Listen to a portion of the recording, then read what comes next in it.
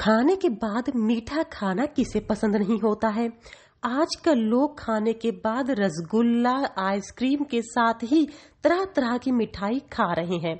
अगर आप भी ऐसा कर रहे हैं तो अभी सतर्क हो जाएं और सावधान हो जाएं, क्योंकि इससे आपको नॉन अल्कोहलिक फैटी लीवर बीमारी के साथ ही डायबिटीज जैसी गंभीर बीमारियां भी हो सकती हैं। खाना खाने के बाद मीठा खाना किसे पसंद नहीं होता है, लेकिन खाना खाने के बाद हमें कौन सा मीठा खाना चाहिए? क्या हमें गुड़ खाना चाहिए या आइसक्रीम और रसगुल्ला जैसा कि लोग खा लेते हैं आजकल? ये प्रथा कितनी सही है? और क्या खाने के बाद सच में मीठा खाना चाहिए? क्या इससे हमारा ग्लूकोज नहीं बढ़ता? क्या इससे डायबिटीज बीमारी होने के चांसेस हैं या नहीं? यही जानने के लिए आज हम आ गए हैं। हमारे साथ डॉक्टर विक्रम सिंह है, जो कि डॉक्टर राम मनोहर लोहिया हॉस्पिटल के सुपरिटेंडेंट है और मेडिसिन विभाग के सीनियर हैं। आइए सर से बात करते हैं कि इसके पीछे क्या लॉजिक है जो लोग कुछ भी खा लेते हैं खाने के बाद। सर, आपका बहुत बहुत स्वागत है। Thank you. जो आपने क्वेश्चन पूछा कि खाना खाने के बाद जो आजकल लोग आइसक्रीम खा रहे हैं, कैंडीज़ खा रहे हैं, वो कितना सही है, तो इस विषय में ये कहूँगा कि खाना खाने के बाद हम लोग को कोई भी ऐसी चीज़ें जो कि आर्टिफिशियल स्वीटनर से बनी हुई हैं वो नहीं खानी चाहिए। और ये देखा गया है कि आज कल छोटे छोटे बच्चों में भी non alcoholic fatty liver disease हो रहा है, और जिसका मुख्य कारण यही है कि समाज जो है वो आर्टिफिशियल स्वीटनर से बने हुए कैंडीज़, कुछ मिनरेटेड वाटर्स ले रहा है जो कि फ्रक्टोज करते हैं, और हमारे लीवर में जाके वो कुछ ऐसे चेंजेस करते हैं जिससे के कारण फैटी लीवर, जिस बीमारी को non alcoholic fatty liver disease कहते हैं। तो इसलिए मेरा ये एकदम स्पष्ट मत है, साइंस भी यही कहती है कि आर्टिफिशियल स्वीटनर्स को हमको अवॉइड करना चाहिए। क्या खाना चाहिए? मुझे ऐसा लगता है, हालांकि इस पर कोई स्टडीज़ तो नहीं है, लेकिन फिर भी जो हम लोग के ट्रेडिशनल मेथड्स थे, जैसा कि गुड़ है, गुड़ जो है वो बहुत ही अच्छा सोर्स है आयरन का।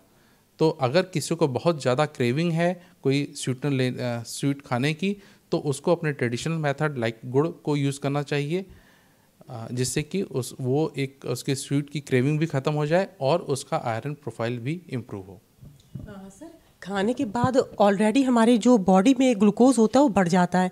उसके बाद जो लोग रसगुल्ला और मिठाई खा लेते हैं, तो क्या उससे डायबिटीज़ होने के चांसेस बढ़ जाते हैं? देखिए, जो रसगुल्ला खा लेते हैं या अन्य कोई स्वीटनेस खाते हैं, ये सब जो होते हैं वो हाई ग्लाइसेमिक इंडेक्स होता है, तो ये हमारा ब्लड शुगर लेवल इमीडिएटली तो बढ़ाते ही हैं।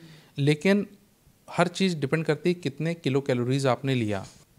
तो अगर जैसे एक रसगुल्ला होता है वो लगभग 75 किलो कैलोरीज़ का है, अगर हमारा एनर्जी का एक्सपेंडिचर वो नहीं है तो डेफिनेटली वो कहीं ना कहीं हमको इम्पेयर्ड ब्लड शुगर लेवल करेगा, और हमारी एज और अन्य फैक्टर्स को देखते हुए it may be one of the contributing factors for the diabetes. Sir, ऐसे में अगर हमें अपना ग्लूकोज मात्रा एकदम परफेक्ट रखनी है, डायबिटीज़ से बचना है, तो किन बातों का ख्याल रखें हम? देखिए, इसमें सबसे इम्पॉर्टेंट है कि हम कितनी एनर्जी इंटेक कर रहे हैं अपने फूड में। जनरली एनर्जी इंटेक जो है वो 1800 से 2100 किलो कैलोरी होती है, उतनी ही एनर्जी लें। इस एनर्जी का कंपोनेंट क्या है, उसमें कार्बोहाइड्रेट कितना है, ये इम्पॉर्टेंट है। और हम लोगों को अपना जो BMI है, बॉडी वेट, उसको कांस्टेंट रखना चाहिए। और सबसे अच्छा ये सारे तरीका है कि हम न्यूट्रिशियस फूड लें जिसमें एडिक्वेट अमाउंट ऑफ सैलेड हो, फ्रूट्स हो, और हम कुछ 45 मिनट्स जो है वॉकिंग जरूर करें। जी, बहुत बहुत धन्यवाद सर हमसे बात करने के लिए। कोई और भी सलाह जो आप देना चाहें जो मेरे सवालों में ना हो? सर, मैं यही कहना चाहूँगा कि जो भी आजकल हम लोग आर्टिफिशियल स्वीटनर्स और प्रिजर्वेटिव बेस्ड जो हम लोग स्वीट खाते हैं उनको अवॉइड करें। वो केवल डायबिटोजेनिक ही नहीं होते हैं, बल्कि वो हमारे लिवर में भी डिजीज़ करते हैं। बच्चों में और पॉपुलेशंस में नॉन अल्कोहलिक फैटी लीवर का प्रेवलेंस बहुत बढ़ गया है, और उसका मुख्य कारण यही है। तो ऐसी और जानकारी के लिए जुड़े मेरे साथ। मैं लखनऊ से अंजलि सिंह राजपूत, लोकल 18।